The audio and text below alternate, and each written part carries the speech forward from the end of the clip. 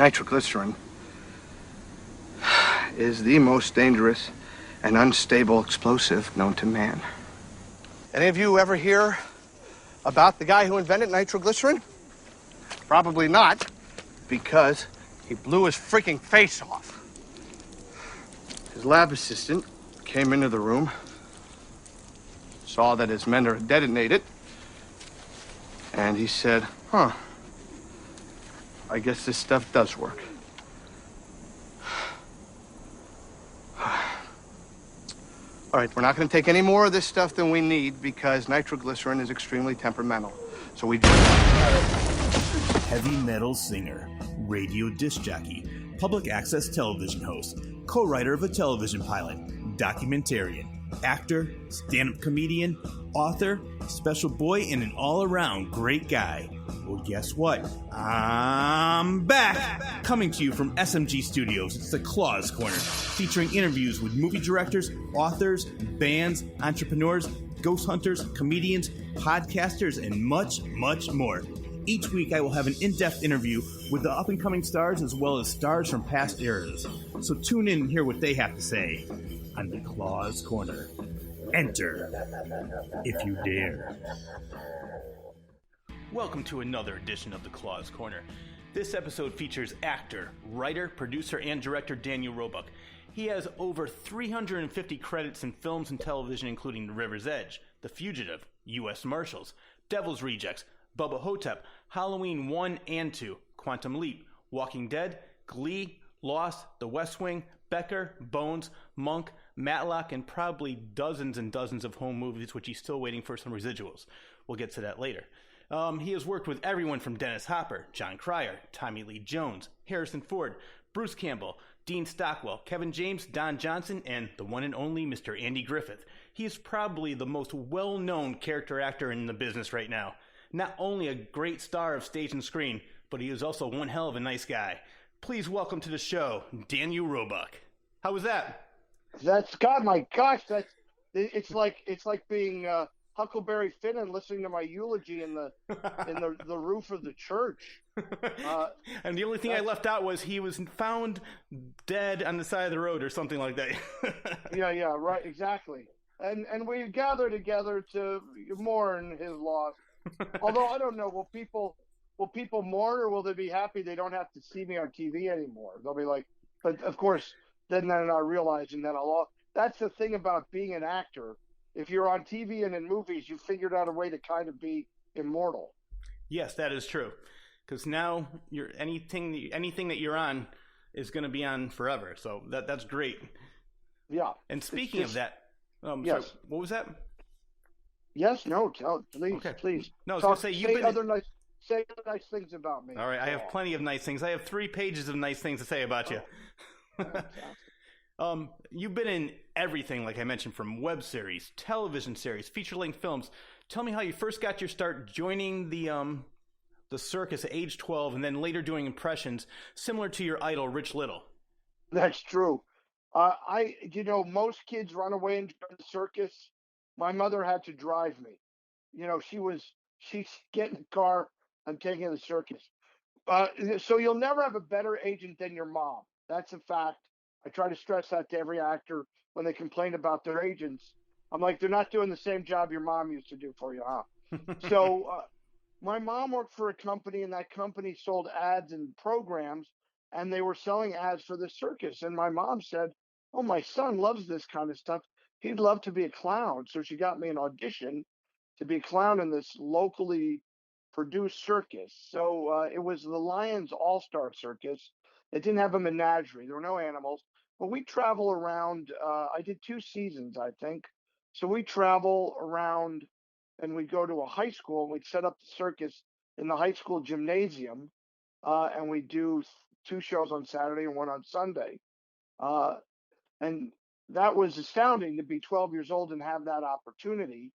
And because my mom had to be there, so did my brother and sister. So they ended up in the circus too. My sister rode a unicycle. My little brother would ride around on a float or something, for the circus parades that they would do.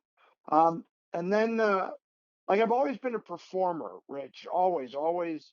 When I was a little boy, 6 years old, I started saying, when I'm on TV, I'll just when I'm on TV, and I just started saying crazy stuff like that. My parents just thought, well, he's, insane. Elaine, you dropped him. You didn't tell me what happened. Um, and so I'd always been a performer. Was never afraid of it. Doing impressions around that same age. Now, at I'd age go, 12, what kind of impressions would you do? well, terrible ones, Rich. I mean, come on. Like But who would you do? how good could I have been? Well, then we don't have anyone to impersonate anymore. Maybe you have Tom Hanks. Yeah, Maybe. maybe. But Tom Hanks, but you don't have Humphrey Bogart and James Cagney and John Wayne. So back then I would do Cagney. I would do Cagney, and I would You do dirty rat. You Dirty Rat. See, you would have been my main competition. Um, I did John Wayne. I did Richard Nixon, myself, Peter Lorre. I love doing Peter Lorre. But when you're an impersonator, you're generally impersonating the other impersonator's version.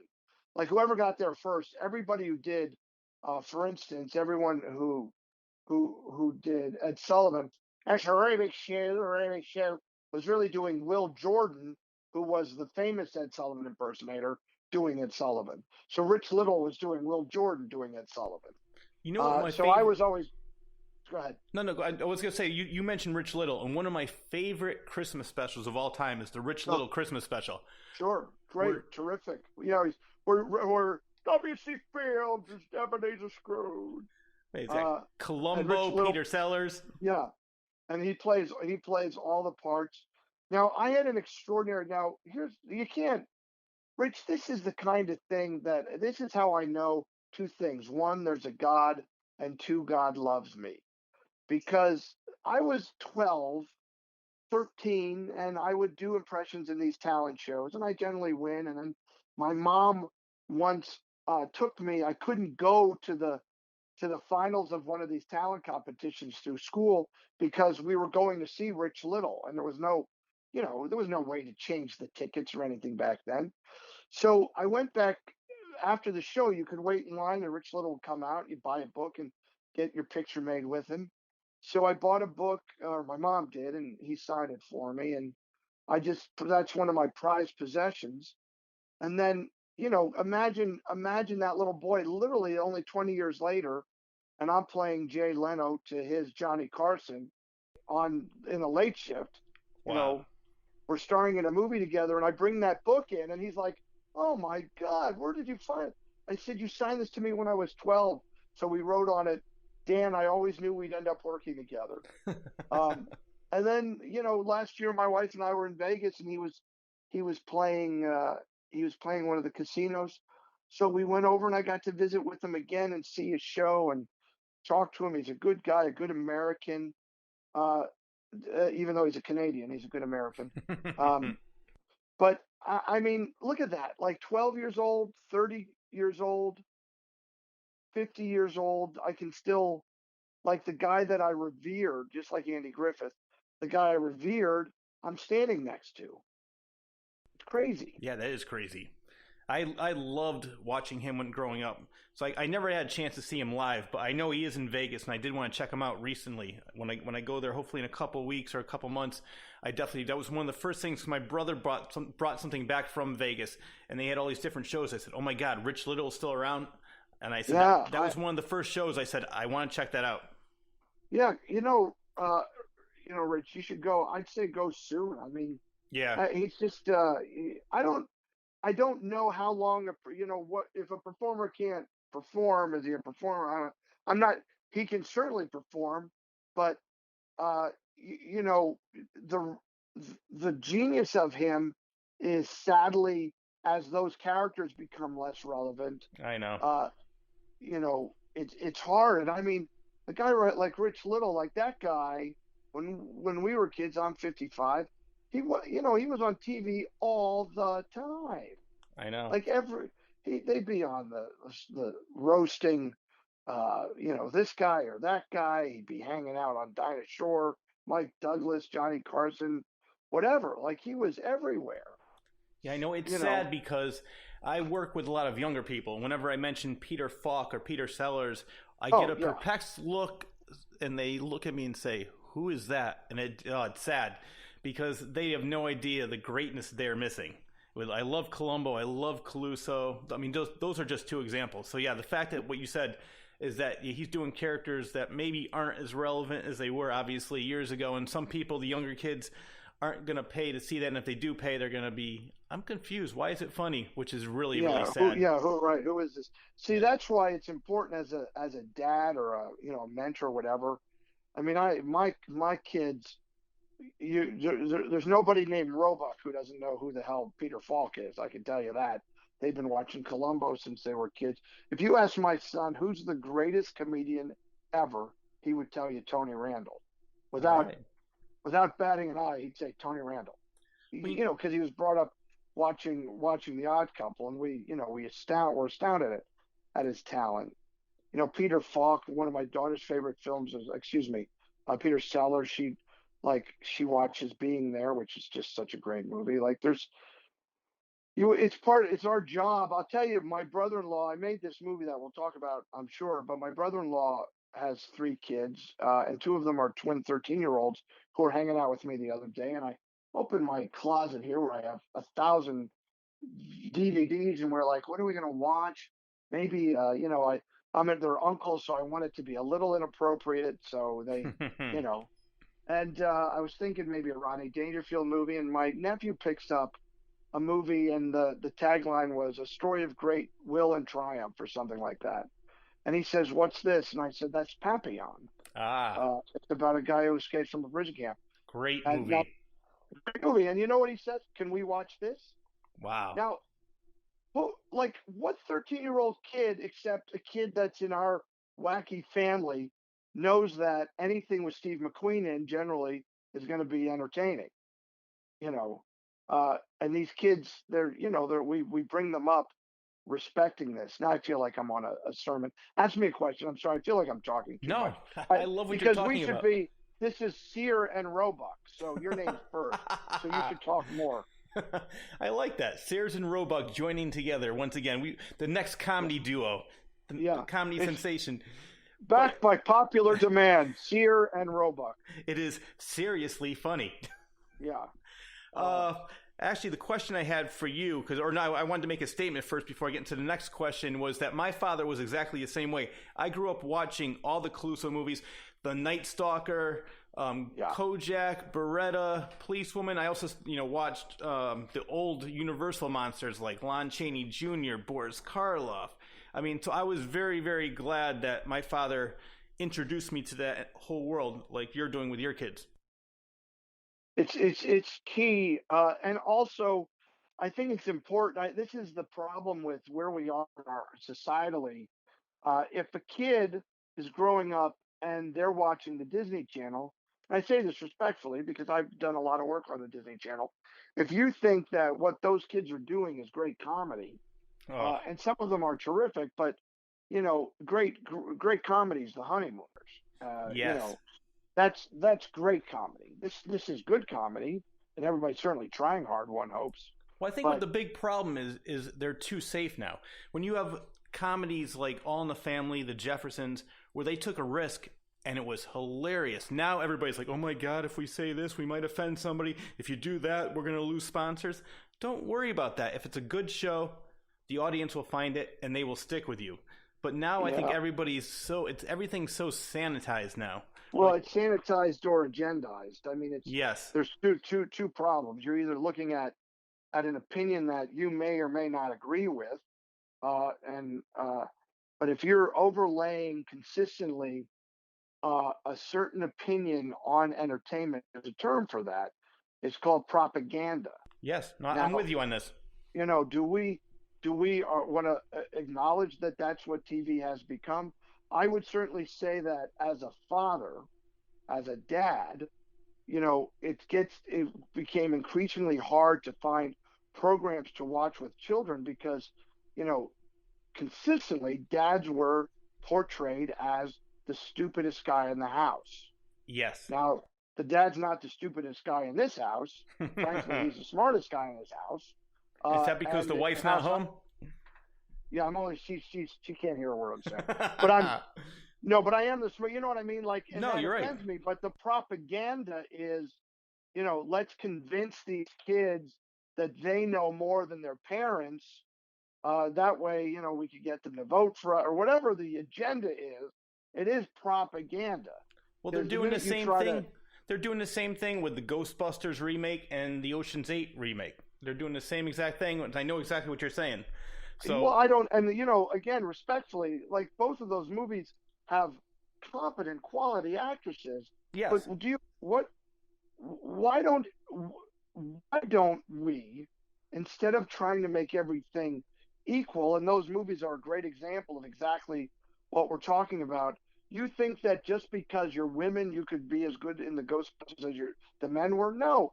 The genius of Ghostbusters is those men were weak, right? Mm-hmm. They were goofy. They needed. I'm sorry, I can't think of his name. Bill The Murray. fourth actor. No, the fourth actor that they brought in to help. Harold Ramis.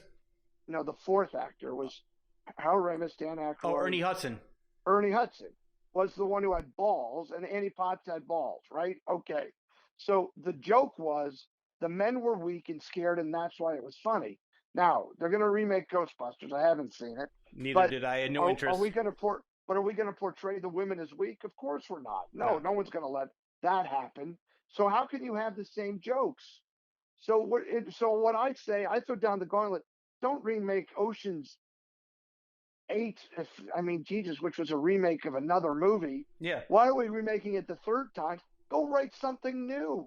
Yeah, because like you said, Cate Blanchett is a great actress.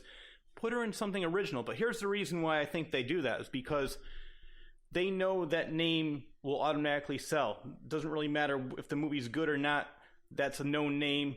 So they do that instead of putting something in that maybe won't be as good, or maybe it's a little bit better, but like it doesn't have a known name, and say, well, we might not. I don't want to take a chance on that. I think entertainment is becoming lazy, and I'll tell you what I mean. Look, you don't have to. You could leave it right there. You don't even have to explain it. When we're watching the third remake of a Spider-Man in 12 years, I'm just saying. I know. 12 years isn't even a generation; it's a half a generation. So if we're remaking something 3 times in a half a generation, obviously their research is proving that you can tell exactly what's proving. 4 years is as long as anybody remembers or wants to remember anything. Well, remember, on TV, they used to have best decade ever. Then it became best year ever. Then it became best month ever. Now it's like best day ever. They have all these, shows talking about the past when it was only 4 hours ago. Why is it on TV now as a nostalgia? Yeah, right. Isn't that the best day? Isn't that today? Listen, let me do a plug for something I didn't make. Everybody listening should go see the documentary, Won't You Be My Neighbor?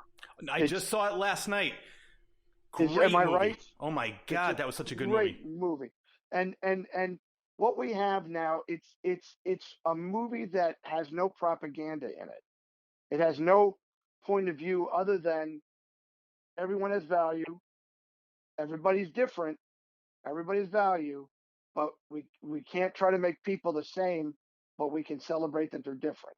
Now, that is the message we need to get to our children. Let's not, there was a sign. Now you have, you're a gentleman and you have, cerebral palsy. Cerebral palsy. Yes. So we were driving down the road just now. And I like that we're having a conversation that has nothing to do with movies. But there's a billboard that says, celebrate, don't something else. Celebrate handicap. Mm-hmm. And now I think, what exactly does that mean? Hey, good job, Rich. Yeah. Great job. You have cerebral palsy. Is that what you want? No, not at all. I don't even know you, and I can tell you that that's offensive. Celebrate this thing that you would rather not have but you've adapted to and you've succeeded against, and you've proven that you're better than it, that you don't want to be defined by it. You want to be defined as the entertainer or artist or the guy on the radio or what you do with kids. You know what I mean? Like, so I see that, and me, I'm offended that you would. Why would you celebrate someone's handicap? We No, should, exactly. like, how about acknowledge? Don't be a douchebag. Don't open the door for the guy in the wheelchair. Make sure the guy with the crutches can get around your fat ass while you're sitting in the restaurant. But we don't want the guy to walk in and have everyone go, "Oh, how great! You've got you've got spinal muscular atrophy and you'll never walk. Yeah. Terrific." And the crowd You goes know, wild. yeah, and the crowd goes wild for what? So there's too much of this celebrating diversity. Well, you know what? Speaking, let's get back to that documentary, because there's two favorite scenes I want to talk about that documentary. One was where the kid came on in the wheelchair, and what I like about Mr. Rogers is that he did not talk down to him. He spoke right, like he did with every kid. Yeah. He spoke directly to them, made the kid feel like a person. And when he asked him, he goes, "Do you get blue sometimes?" He goes, "Yes, but I'm not blue now," because he wasn't making him feel like he had something. He made him feel like a person, probably for the first time in a long time. Like, and his parents were great too. But the other great scene in that documentary was when they were going to take away $20 million worth of funding, and he spoke for 20 minutes, and the first thing the congressman said was, "I guess you got your 20 million." Yeah. Well, no, Fred Rogers was, beyond reproach. I mean, he was everything he was on TV. That's a rarity. Who he was who he was who he was. Did you ever meet And him? Say that again. Did you ever meet him? Well, I can claim proximity, but not meeting. We were showing the kids the floats at the Rose Bowl parade, and he was a grand marshal, which would have been one of the last years he was alive, I think. Yeah, which was 2003. 2002, maybe. Yeah. When we saw him, and they stopped his cart, and he walked right by me, and I was so flabbergasted I couldn't even speak. I was like shell shocked that he was standing in front of me. But this is, we're in a world where nobody is what the now you should never expect an actor to be who he is on TV because he's acting. But you know, we have news people who claim to be righteous, but they always turn out to be self-righteous. I can name a couple names there. Yeah, yeah. On and I'm not even talking about politically. I'm talking about people who are supposed to just be giving us information are doing despicable things behind the scenes. Yeah. Left wing, right wing, every wing. No, exactly. Mr. Rogers he had one concern, and your viewers should see the movie, and that was to make the world better. So now let's move on to Dan Roebuck, filmmaker. I've been an actor. I've done the man's work, and by the way, I still do the man's work gladly, happily. Well, if Rob Zombie calls me and says, "Would you be in this movie where we're going to kill 30 people?" He's my friend, and I go, "Yeah, I'll be in your movie." I wish he was my friend. Yeah, he's a very entertaining, very, very, very talented man. Well, yeah, extraordinarily talented. And we will definitely get to that. But first, I want to go way, way, way back to when you got your. Because now, yes, this is like best career ever. Like I said, this is still part of your obituary. Okay. No, because this is actually an inspiring question for me, because the answer is going to be inspiring, because your first feature film was Cave Girl. I want you to tell my listeners how you got your first feature. Oh, so I went. The people who made this movie Cave Girl, everyone should run out and see it. By the way, Cave Girl, you could, I think, watch the whole thing on YouTube, but I beg you instead to type in Daniel Roebuck Cave Girl, a second journey back in time. Watch the making of Cave Girl, which is, with all due respect to the filmmaker of Cave Girl, 50 times funnier than the actual movie. But so I'm a kid from Pennsylvania. The people who made Cave Girl had never made a movie before, and they didn't know how to audition actors. And I had never auditioned for a movie before, so I didn't know how odd their system was. but we were all sitting around a room reading in front of each other at the callback. And I watched one good-looking guy after another, read for the lead in the movie. I was only reading for a little part. And they read and read and read, and I just thought, man, none of these guys are funny. So at the end of the auditions, I had read one or two times. Everybody had a few chances to read. The director says, "Is everybody happy? Did everybody get to read what they wanted?" And he asked that question: Did everybody get?" So I raised my hand. Yeah, Dan. Yeah, I said, "Could I read for the lead?" And then everybody had to put all their shit down, and now we're gonna watch this moron read for the lead. And then I read, and after a few readings, I think what David realized was the director that the idea was they'd have like Clark Kent Superman. The guy's going to be a nerd in high school, but then when he doesn't have his glasses on, he's going to be this great looking guy. But the problem is those guys that they were reading who look like that didn't understand how to make any of it funny. And if it's not funny, it's a teenage sex comedy is the theory. Yeah. Uh, Now, Cave Girl, none of us were teenagers. There's no sex in it, and I don't really think it's funny, but that's not my fault. Like I did the best I could, but that seems overly self-deprecating.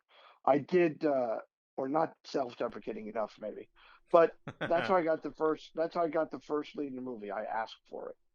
No, what I respect the most about you, or there's so many things I respect about your career, is that you had confidence from the very beginning. From 12 years old, yeah, I'm going to join the circus, to becoming a leading man in your first feature. It's just impressive that you never once. It seems like you never really doubted yourself enough to say, I don't know if I'm good enough for this. You just said, I'm going to go for it. I don't really care, and that's Yeah, why you've been in the business since 12 years old. and Rich, there's something like interesting about what you're saying that because overly confident and underconfidence are both equally as bad. The pocket is, and when I mentor actors, which I do a lot, like I sat down with three actors today because they're given so much misinformation. I sit down with them. I don't charge anybody. I just give them my knowledge, what I've learned, and I'm trying to. I was always empowered to believe in God's plan for me. Not that I can't say that I recognize that it was God's plan for me at 17, but at 17, when other kids were smoking pot and getting drunk, I was producing plays and directing theater and writing plays. Like I was staying true to this calling I had, and there are so many talented people in the world, and I think so many people get callings that they want to answer, but they have too much fear to answer, or there's too much white noise that they can't stay focused on it. So the only difference between me and any other guy, let's say from Pennsylvania, I am absolutely not the most talented actor, but I am the actor who felt that I needed to do this because it's what was expected of me. Expected of me. Well, you bring up another good point, because I did radio for several years, and when I went to Connecticut School of Broadcasting, one of the DJs mentioned, or he made a comment. He said, "If you turn on the radio, 90% of the DJs suck." He said, "In radio, it's 90% attitude, 10% talent." And you're right in a way, because you could maybe not the best actor, but you have enough confidence to carry yourself, and that would probably get you a bigger role than somebody who might be, this quote unquote actor, but he doesn't have enough confidence in himself to say, you know what, I'm going to go for it. So there's a mixture Yeah, of like I always confidence and talent, and mixed together, it's a great combination. and what is your destiny? You can't work against your destiny. Some people's destiny is uh, like my pop. His destiny was to work hard for the city of Bethlehem, dig ditches, uh, work hard, get us educated, get us prepared for life, and his destiny is still working. He's still fathering us uh, the way I need him to be fathered. Well, he did a great My job. destiny. Oh, thank you. I'll tell him that. My destiny, partially is to be this actor, and partially it's to be, but mostly I think I meant to say it's to be this person, this dad, this husband, this citizen of the United States, this man of faith, uh, you know, this, acerbic sense of humor. Like I'm trying to be everything that's required of me, but never do I ever think that the world needs me. I think that I need to fulfill this hole that I fulfill so that I need the world. I Well, guess I there's don't a know. different. No, I know exactly what you're saying, and I always tell people there's a difference between arrogance and confidence, and you definitely have the confidence. And then what I like about you also, because I saw an interview with you on some television show, and we're going to talk about the movie that you wrote and directed, where you went back to your hometown.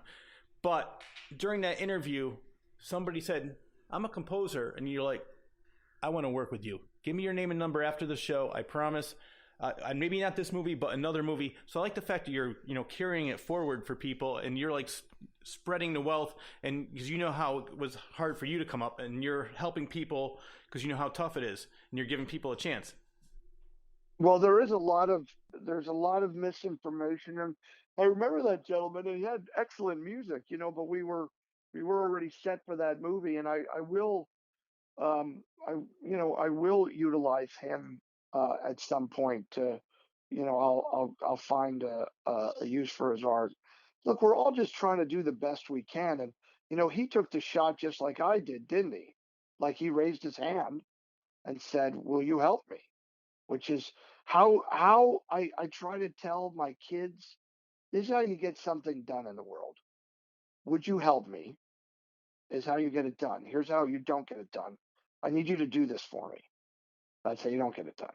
So if you could teach people, and by the way, there's none of the all we get now is, I need you to do this. You need to vote this way. You need to think this way. You need to feel this way. By the way, we can't adjudicate how people feel. All we can do is, say, well, it's ungracious to be rude to someone because of any external thing, but uh, we can't say if people just hate people with cerebral palsy, you can't stop them. And No, if and they hate guys who used to be clowns, I can't stop them. yeah, and you know what? Who really cares? I always tell people that I'm like, I can really care less who likes me or hates me. If you like me, come along for the ride. If you don't, get out of the way. But don't impede my progress. Exactly. I mean, like over the years, because you mentioned I have CP. Over the years, I've been in metal bands in my 20s. Then I did a public access show in movies. I helped a friend write a documentary. I did a radio show. I did a stand-up comedy. I wrote short novels, and now I'm doing podcasts. And somebody says, "Why do you do all that?" And I said, "Why not? I have lots of passion, so why would I just say, nah, I'm doing this. Why do I have to do that? Why can't you do more than one thing?" Because my thing is, I never say no. I'm like, yeah, let me try that. Yeah, let's try this. And Sure. Well, I'm having a great time. I mean, look, dude, that's, you're fulfilling your destiny, and your destiny is to entertain. Like, so you just told me 8 different things, but they all have one common core, and that Entertainment. is entertainment. You if in the middle of that you said, I did animal research for a while, I'd say, well, now I'm a little confused. But you said 8 things, and they all had to do with being creative and entertaining. Which Um, I and love doing.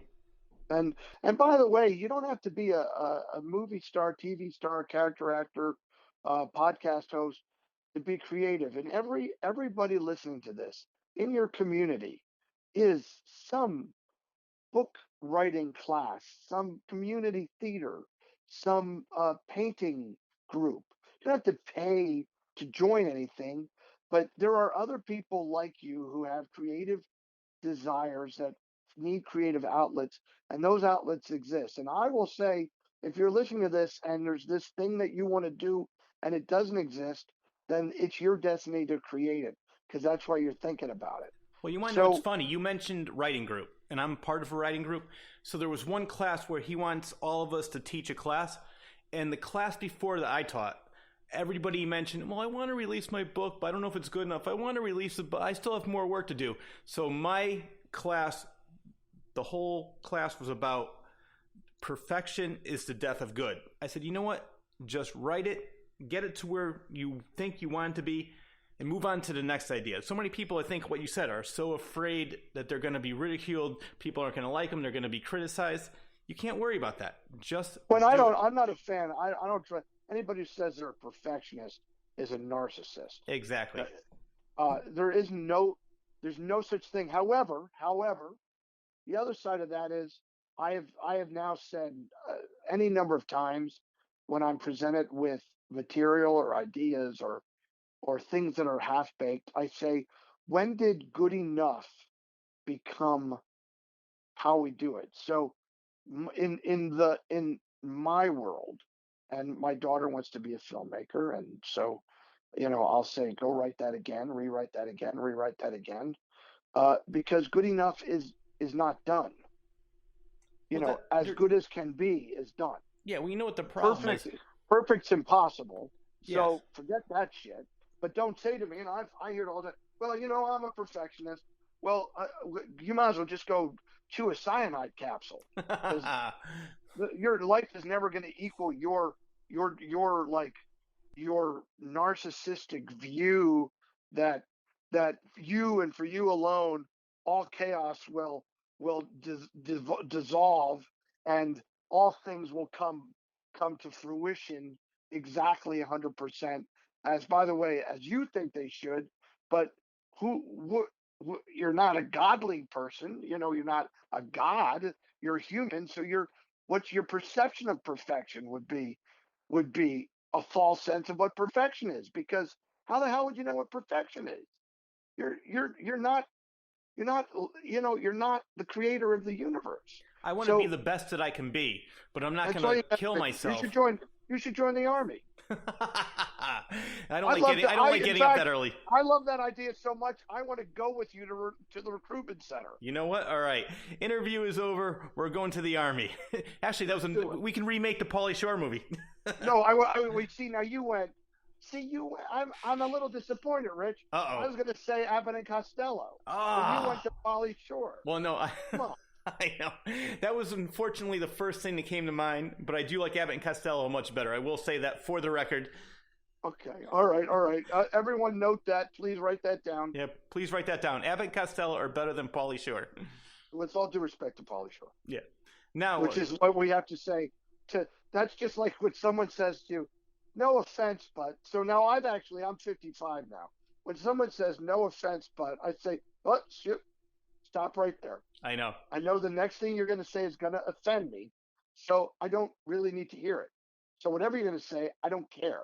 So we say, with all due respect to Pauly Shore, I'm sure Pauly Shore is a good guy, but I don't really know that. But he's not Bud Abbott, nor is he Lou Costello. Definitely not. Yeah. But you've worked with so many great filmmakers, and one that I want to talk about right now is one of my favorites, Don Coscarelli, because Phantasm growing up is probably my all-time favorite horror movie. So you worked with him on several movies, like John Dies at the End. You worked with him on Bubba Hotep. How did you end up working with him? Well, I met Don through Bubba Hotep himself, Bob Ivy, the stuntman who played Bubba Hotep. Yes. Bob was probably the number 2 or number 3 Phantasm fan in the world. I would have to say that there's a girl named Kristen Deem and my friend Guy Thorpe were probably 1 and 2. Bob came in a very close third. He got the bronze, but it doesn't mean he didn't deserve it. But Bob Ivy he and I met as extras, and we ended up working together often. He doubled me countless times. And he was such a fan of Don Coscarelli's movies, and then ended up working on them. And then, I got to know Don through Bob, and then, he said, would you be in this movie? Yes. So that's how I ended up in Bubba Hotep was, with Don Coscarelli was like, would you end up in this movie? Yes. Would you go walk my dog? Sure. Would you kill this guy? All right. Because Don Coscarelli is a class act. Oh yeah. So I met him through that, and that's how I ended up in those movies, and then even in Ravager. And dude, imagine, we're going back to the Rich Little thing. I can tell you 1,000 stories And I wonder if all actors get to have exactly this experience. But I have 1,000 stories. Now imagine as a teenager, I go see Halloween, and it scares the shit out of me, and it's great, and it's John Carpenter, and it's do do do do do do do. It's all that, and then like whatever, 30 years later, that same character's chasing me down a hallway. Like I'm I in know. the movie. You know I what I know. mean? Like it's Ready Player One, whatever. You know, like I'm there. You have And a way of your life going full circle. Full Circle and Ravager, or Full Sphere in terms of Ravager. See what I did there? Yes, I did. Um, Very nice. Ravager, that I was taking a sphere. What that was as crazy as like Michael Myers killing me. Like when we were kids, we were like, what the hell is that? We didn't know it was a Christmas ornament. We thought it was what it like that original Phantasm is so crazy. It's craziness. So anyway, I'm very blessed to work with Don Coscarelli. Oh, yeah. And that was probably one of my favorite. I mean, I love Phantasm, but if I had to pick a second favorite, I love Bubba Hotep because you know the plot. Elvis, played by Bruce Campbell, and who is the one that played JFK? Ozzie Davis. Yes, he plays, but it's a comedy where they're fighting some kind of a mummy. A mummy that's stealing their souls through their anuses. Yes, and ladies and gentlemen, it's a comedy. But it's that is such a great movie. What was it? Joe Lansdale wrote that book, and when Lansdale, yeah, and he even said when they bought the rights for that movie, how the hell are they gonna make that? And Coscarelli, he did it. He did it very, very well. And so I have one funny story to tell you about Reggie Bannister, who played Reggie in the Phantasm movies. I met him, and he had the prop, the ball. So I wanted to get a good picture, so I took the ball and put it in my head like they do in the movie. And I didn't realize it was the real one. And all I see is blood trickling down. Reggie's like, dude, be careful, man, be careful. I was laughing. But that movie still freaks me out. And what's a little trivia on that, because I'm sure you know the first movie was independent. Then Universal bought the rights, and they basically said, all right, everybody has to try out for their parts again. Who tried out for Mike, but he didn't get it? Do you know? I know James LeGros got it, right? Yeah, but Brad Pitt actually tried out for that part. Right, yeah, Mike, yeah. Yeah, you should have tried out. You would have made a great Michael. Actually, the actor who plays Michael in the first, Michael Baldwin. Michael Baldwin. Always, he refers to that movie, as I understand, as the movie that shan't be mentioned. But so what's weird is, imagine Angus Scrimm was so gosh darn scary. Oh my God, he was so scary. But you know who loved him was my daughter, Gracie. She met him. She would have been about 9 or 10 when I did this TV show called Freaky Links, I think, and then because we had met each other, but that's when we became really closer friends. And then she'd see him, and then I remember at the premiere of John Dies here in LA, they were showing it at a theater, and I have just the greatest picture of her talking to him, and he loved her, she loved him. It's just so funny. Like, life is so weird. Yeah. That there's the tall man.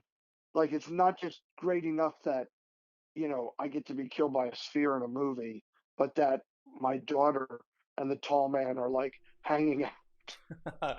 That is pretty cool. So incongruous to reality, but the one picture I have of Angus Scrimm as a tall man was the part where he puts his hands on Jodie's shoulder and says, "The funeral is about to begin, sir." So I have a picture of him doing that with me. I met him several times, and he, as you just said, is the most nicest, down-to-earth, complete opposite of the tall man. He's not menacing at all, but that's what makes him such a great actor, because you see him, and it's funny because J.J. Abrams obviously is a huge Phantasm fan, and he used him in a lot of shows like, Alias he was on, and he also named a couple of his characters after Angus Scrimm. Oh, he does. So Yeah, that's interesting. because he redid the whole. I mean, he didn't redo it, but Yeah, his company yeah, remastered it. yeah. Bad Robot remastered the Yeah. movie. Yeah, Now that's the last. another director that you worked with, which I love his last movie, 31, is Rob Zombie. Tell me about your relationship with him. Well, Rob's just, as I was saying earlier, he's a real auteur. I mean, that guy can do everything. He writes, produces, directs. He art directs. Although there are art directors on his movie, he certainly has a sense of style that is unique to him. Um, I mean, I'm just, I don't want to sound. Am I putting Excuse you me. I asleep? don't want. Am I putting you to sleep? Yeah, no. No. This is the Claws Corner. It's very entertaining.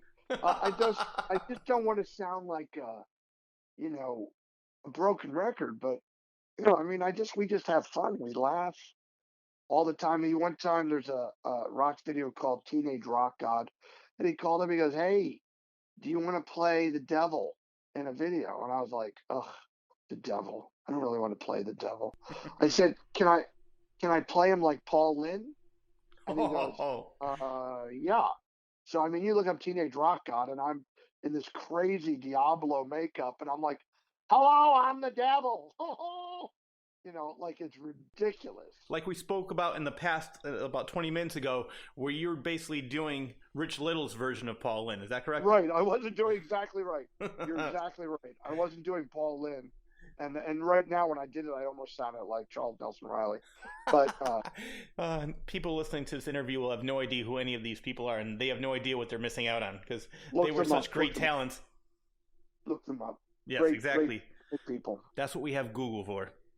You're right. Now, you've been in so many television shows. I'm going to name a couple: Lost, Nash Bridges, Walking Dead, King of Queens, just to name a few. Now, the show that intrigues me the most has to be Matlock. Tell me what it was like working with the great Andy Griffith. Well, it was, 3 of the best years of my life. Really, actually, it was 8 of the best years of my life because I was on the first season with him. Uh, I did my first episode with him back in, God, that would have been like '89.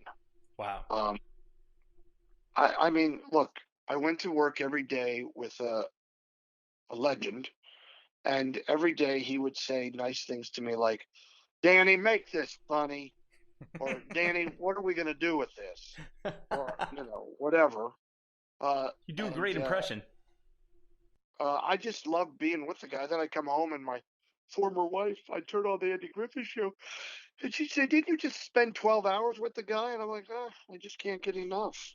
Well, speaking of the Andy Griffith Show, I don't know how true this is because inquiring minds want to know. But I heard that he was such a practical joker where he was like he had a great sense of humor, and I guess the woman that played Aunt B really did not like that at all, and there was times where I guess she didn't speak with him for a long time because she thought he wasn't taking it seriously enough. I don't know how true that is, but it Yeah, is interesting.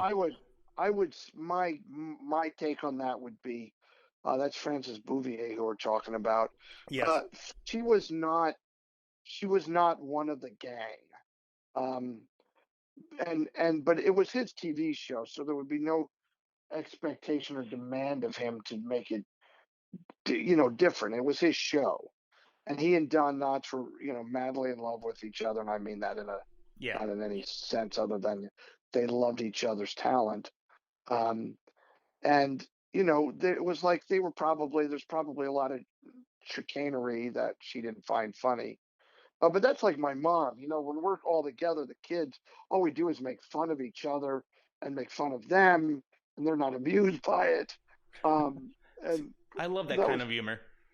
probably like it. But you know, I mean, I'm a great, like, I'm a big watcher of that show, and Well, when you have Don Knotts and Andy Griffith, I can't imagine her being, like if she doesn't have a sense of humor, it must have been hard to work on that show with such great comedic yeah, and talent. I'll go say, like when you start thinking, the only like sour note in the 9 years of that show, and I know he was a real actor, was poor Jack Burns. Yes. When he had to come on, and they were trying, you can see one after another, they're trying to replace Barney.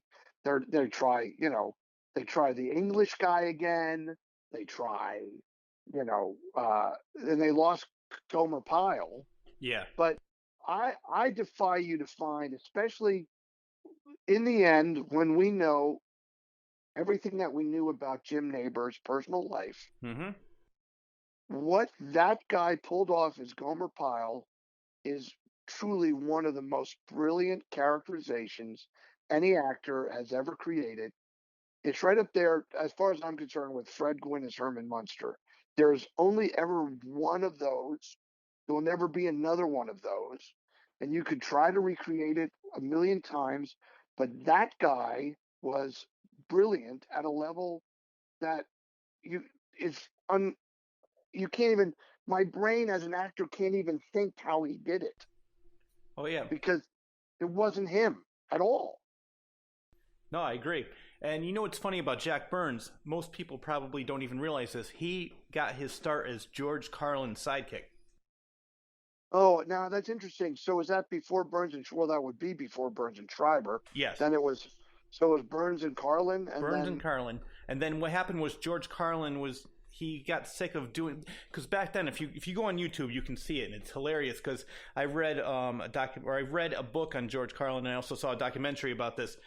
He just was getting bored with the whole thing because they were doing, Robert Kennedy impressions, JFK impressions, and it was a lot of political, topical humor. And then George Carlin was said, "Nah, I'm getting sick of this," so he went off on his own. And that's when Jack Burns went on to produce. Well, you said he went on to another comedy duo. Then he, produced Fridays. He was on Mayberry RFD. So yeah, he had his own career afterwards. But George Carlin, took his comedy to a whole new level.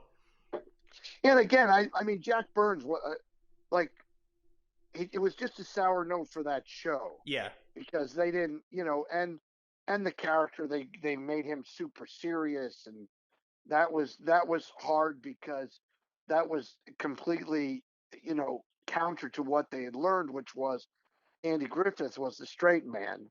Mm-hmm. So, they made that character super serious but tried to be humorous. It just wasn't, he just wasn't, and nobody ever could be Don Knotts, Well, ever, not ever. oh, So yeah, never. Don't even try. yeah, so Don Knotts is another example of, if I had to say characterizations that are impossible to figure out, I would put Ed Norton, Barney Fife, Herman Munster, Gomer Pyle. These are characters that are so unique that there was no precedent for them. Well, It's what's kind of funny? we don't see it recently. The only recent example of that would be like John Hader as Napoleon Dynamite. Yeah, no, It is exactly. it is so original, yet so realistic, and you think, how did no one figure that out before? But nobody did. I know. Well, again, I think it's most people are afraid to try something new. That's I think what the big thing is, and they're losing out on so much because something that cost a couple $1,000s, like Napoleon Dynamite did, and it became such a smash hit, and people still quote that movie. It's become like a cult hit. What Yeah, I you'll wanted to, quote that. what was that? No, you'll quote that movie for the rest of your life. Oh yeah, I wanted to say And because most of the time, when you get like we mentioned, you have like one character, that character leaves, and a new one comes in. It usually doesn't work out. One time it did work out. I think it was when the Ropers left Three's Company and Don Knotts came in as Mr. Furley. Oh yeah, yeah, yeah, yeah. That I think when the show really, that was when that was at its peak. When it You had, know, we actually did a TV movie about Three's Company, and I wonder if that's on YouTube. hmm, Um, I did see it's that called one. Behind the Camera: The Making of Three's Company, in which, you know, actors portrayed those. I portray the producer of the show, um, and so we did all of that. The Ropers left for their own show, and Don Knotts came in.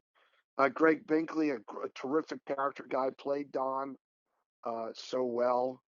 Um, anyway, yeah, I know, I agree, and certainly the time that Daniel Roebuck replaced Clarence Gilliard on Matlock, that was a great success. Oh, exactly. Um, Well, so see, I much where tried to Andy Griffith wanted you back. I tried to slip it in there.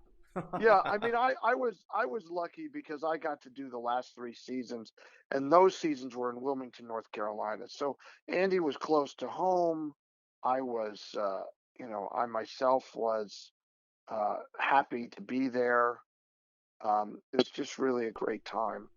Now, you also played in another television. I mean, you played in lots of television movies, but another one about a popular TV show. You played Garry Marshall in the Mork and Mindy movie. Right? Yeah, I became the guy who plays guys. Well, did you On ever the meet Garry Marshall, or did you ever work with oh, him? yes, he couldn't have been. He couldn't have been nicer. He goes, He's you, yeah. He goes, you're the guy who played me. You were fantastic. I should go get you a fudgicle. oh yeah, no, you do a great impression. Wasn't it funny? There I was, the 12-year-old boy doing impressions, and then I do these movies where I portray people. Like, it's just an odd. Like everything I did as a kid was training, No, and even I don't know, on to because I know I don't want to run out of time, but I directed a lot of theater in which I also starred, and it seems like why would you do that vanity production? But I'm a pretty good actor, and I would pick these plays that I knew that I could anchor, and then I could find great actors around me, like Andy Griffith did, or whomever, yeah. to Jackie Gleason. And then when it came, I never realized that that was all really training for me directing movies and starring myself, like Albert Brooks does, or Sean Penn has done in the past. Yeah. Well, you Um, know what makes people like you, Andy Griffith, Albert Brooks, so like the movie's so great is that there's no ego involved, and you want people who are just as talented or even more talented than them because some actors will say, "No, I got to be the funniest one in the movie. I have to be the best one in the movie." But when you have a great cast and you could, like Johnny Carson, he was great at letting the guest be the star. Now yeah, every oh late yeah, night show host has to be the star. He doesn't. Even, I don't even think the guest gets a word in. yeah. No, you're definitely right, and it is intriguing. And obviously my horse in the race of late night was Jay Leno, and I've always been a fan of him, and I could never watch the other guy because I thought the other guy was just rude, and another person who's so irrelevant right now, trying desperately to be relevant, and who cares what he? It's like it surpassed you. But that show was always about his reaction to the guest and not the guest. Whereas Leno, you know, ultimately, became a very astute, like provocateur of stories, and figured out how to get people to do their best, just like Carson did. But if you have the same job for 25 years, you better really get good at it. You know. Well, you know what's funny because I can't remember his name, the wrestler with Andy Kaufman that was on the other host show. Do you remember that Yeah, episode? and I'm not like we could say David Letterman. I'm Yeah, not I know. like No, I'm, trying I'm to. making a joke about that. Yeah, I know. We're talking about David Yeah, Letterman, but yeah, Jim Lawler, I think his name is yeah, yeah, Jerry Lawler. Law, Jerry Lawler. yeah, I met Jerry Law. him, and what he said was because they did not. They rehearsed it, Andy Kaufman and Jerry Lawler, but they didn't tell Letterman what they were going to do. They said he was so pissed off at them, and Jerry was saying, "Why? It was probably one of the best rated shows you're ever going to have. Why couldn't you just enjoy it?" But instead, he wasn't involved in it. He wasn't the star of that skit. So they said that he wouldn't talk to him for the rest of his career. Yeah. Isn't that something? It's so like when we did the late shift. I mean, I don't want to say something like what I want to say is David Letterman should have John Michael Higgins. He was so good as him, like yet he derided him, and like John Michael Higgins was astounding as Letterman, and Letterman couldn't just like be like, oh God, this guy played me. What? How great is that to have someone play you? No, it all had to be. I actually revisited that movie recently and watched again and appreciated again how astounding John Michael Higgins is. And here's the difference. David Letterman will be forgotten. People say, who was the host of that show? It was called the something something show, and he'll be forgotten because that's what he deserves. Because David Letterman's a great example of a guy who set himself up as the authority, as the demander of people, as the ridiculer of hypocrites, and he was the biggest hypocrite of all. hitting on his staff and having affairs and and and doing all kinds of terrible things to the women who worked on his show. Like, but he's pointing fingers at everyone else. It's the hypocrites that drive me crazy. Well, the opposite of what David Letterman thought about the actor that portrayed him, Jay Leno loved your performance. Jay Leno has been extremely gracious to me over the years. I don't know if he ever publicly talked about it. I know initially he didn't want to publicly talk about it because he was suggested that he not. It was a very difficult time in the guy's life. And Helen Kushnick, who was his manager, portrayed by Kathy Bates in the movie, Oh yeah. was was extremely important in his rise to stardom, but also an egregious human being. So there's that Stockholm syndrome, where you don't want to know that the person that's responsible for your success is an evil person. Do you think he looked the other way? Do you think he knew about that and he just said, you know what, as long as I get guests, I'm not really worried about what's going on behind the scenes? Or do you think that he really had no clue? No, I think it would be impossible to not have a clue. Yeah. I mean, I'm in show business, and the people who represent you, they have to run things by you generally. Although I'm at a point in my life where the people, the people who manage my career have been part of my family for 35 years, nearly since right after Cave Girl. So I let them do everything. I'm like, you just tell me where to go. Later on, I can know how much money I'm making. I don't really, and I'm not making a joke. I don't. You go up for a TV series to be a series regular, and you have to negotiate all that stuff in advance. And I've gotten to the point where I'm like, you guys negotiated, and when I sign the contract, I don't even look at what the number is because I don't want to audition against a number. I want to audition against the part. Yeah. Well, it's great that Um, you can have people that you work with people that you like and also trust. That's probably the most implicit, important thing. implicitly, Yes. like without without faltering for a second, I trust them. Like I'm not a Uh, huge Adam Sandler fan, but I do have a lot of respect for him that he just basically makes movies with his friends and he's having a good time and they do well for the most part. I just don't like. I'm not a fan of like his older movies, like I can't remember like the one with Bob Barker. I don't. yeah, I don't. Yeah, I Yeah. don't. I'd be hard pressed to remember myself, but uh, by all accounts that I hear, not a bad guy. No, I heard he's a Uh, really nice guy. That's what I was saying. It's like I think he's a great guy. Happy Gilmore is the movie I'm thinking of. And yeah, Little Nicky. I'm more drawn to. Little Nicky, I do remember, like, I convinced a buddy of mine to go see that instead of something else, and then I had to buy him dinner because it just really, Horrible. yeah, it just was not funny. Yeah. But anyway, let's I'm Yeah. drawn to Albert Brooks. I'm drawn to a more cerebral style of comedy, and Yeah. and I want to have people laughing and thinking simultaneously. No, and that's a very talented thing to have. Like somebody that can laugh and have you think at the same time. And like you said, he's one of them. Now, name another person that you think is on par with him. Well, it's hard for me to celebrate Woody Allen, but I do, there are a number of masterpieces Oh yeah. in his repertoire. You know what? I haven't watched one of his movies um, since that nastiness because let's be fair. You can, and every time someone tries to tell me that, well, now let's be, it wasn't his daughter, it was the adopted daughter, blah, it it's just it's just not done. It's just not, and it's great. It would be like me marrying my wife's daughter. Like it's just creepy on a level that supersedes anything that he created.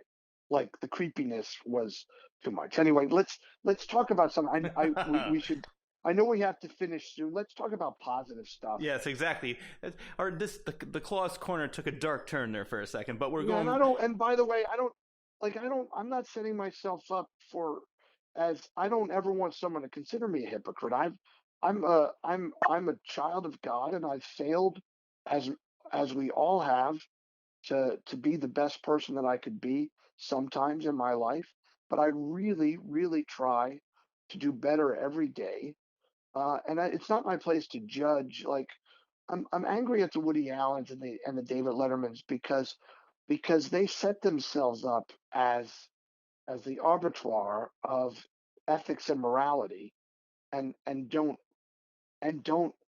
adhere to it. I mean, it's like the Comintern. It's like the people who ran communist Russia did not adhere to the same rules that they applied to all the people they killed. Because they thought they were above it. They were the most equal of all equals, and that's like crazy thinking. So that's why I'm not a fan of theirs. Let's talk about Getting Grace, because I do want Well, I will get people to that in a second, and I want to talk about that because that's a great thing. That's a movie you wrote, directed, produced, starred in. But first, I wanted to talk about let's on a more positive note, because you were also in The Fugitive and its sequel, U.S. Marshals. What was it like working with Tommy Lee Jones and Harrison Ford? That's a pretty all-star cast. Yeah, that was that in a nutshell was Tommy Lee Jones was a new actor to revere. He had only had a few years before that for us to kind of take note of his talent. Anybody who saw the Gary Gilmore story saw the extraordinary talent he had. Now Harrison Ford, though, hey Dan, you're gonna go work. You're gonna go work with Han Solo. Wait, what? Huh? What? Like you can't. You and Indiana Jones are like Oh, yeah. it's just so crazy. And again, I considered Harrison Ford. I thought he was like an actor of my generation. Like he was entertaining us 15, 16, 17, 18.